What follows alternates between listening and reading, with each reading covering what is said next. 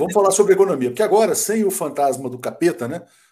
Olha, hoje foi um dia só. Eu estou ficando impressionado, está virando euforia. Olha só. Pior que já passou. Confiança do empresariado na economia brasileira.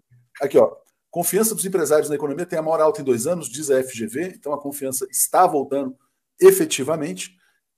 Tem outras notícias também, Léo. Tem superávit comercial recorde. Bovespa está batendo 120 mil pontos daqui a pouquinho. A gente tem também.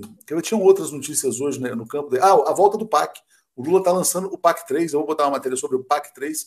E aí você fala sobre esse grande ambiente de otimismo e euforia na economia brasileira, que era previsível, né, Léo? Era só o Lula voltar para a economia bombar. Diga, Léo. Exatamente, Léo. E quando a gente fala sobre os projetos do Lula, olha que coisa interessante. O Lula já partiu para 2 elementos importantíssimos do desenvolvimento econômico, que é o investimento em bens complexos. No momento em que o Lula começa o aquecimento da economia através do incentivo à retomada na produção dos veículos populares e também no incentivo à venda dos demais veículos, né, com os projetos para a retomada na atividade industrial, o Lula coloca toda uma cadeia produtiva nessa área de engenharia elétrica e mecânica, né? O forte na produção de veículos são as engenharias elétrica, eletrônica, mecânica. E agora, quando ele retoma o PAC 3, ele coloca a outra parte da cadeia produtiva que foi desativada pela Lava Jato para voltar a funcionar.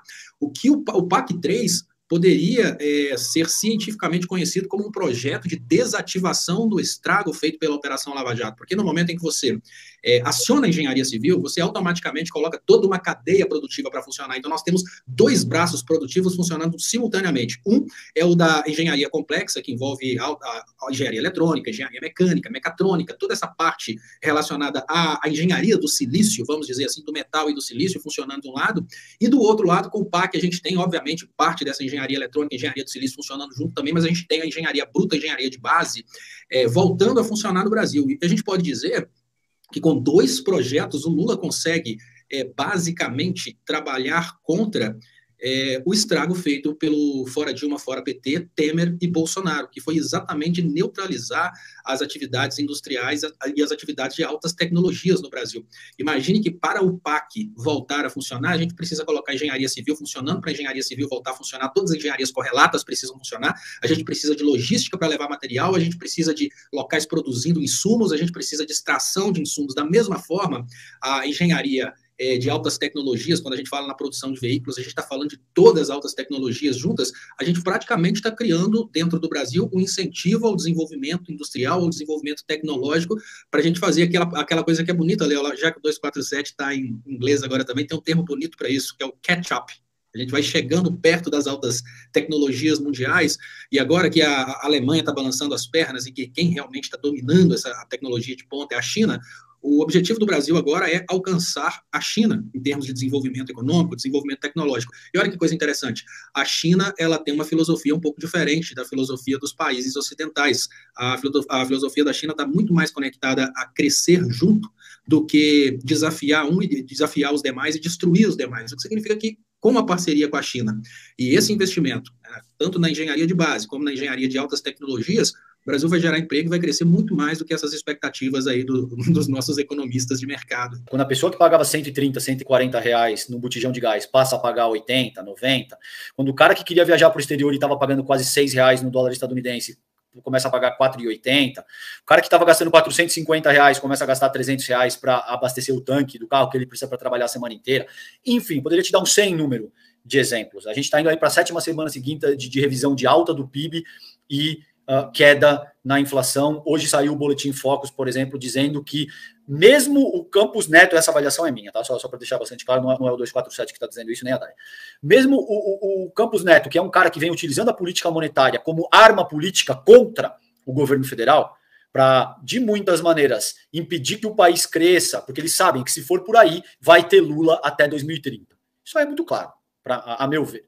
Não é à toa. Não é sorte, gente. Mas é porque toda vez que o cara entra no governo, ele tem sorte. Ele pegou o governo com 30 bi de reservas internacionais em 2003, tomou o golpe, o Dilma 2 tomou o golpe com 380 bi dólares de reservas internacionais. PIB, média por ano, foi o maior da história. Índice de Gini foi o menor da história, que nesse sentido quer dizer que a desigualdade social foi a menor registrada no nosso país. E um sem número, qualquer número de qualquer indexador que você quiser trazer para essa discussão no sentido de auferir a saúde sociopolítica do país, vai te mostrar que não se trata de sorte. Se trata de ter um cara que sabe o que está fazendo, comandando a chefia do Executivo Nacional.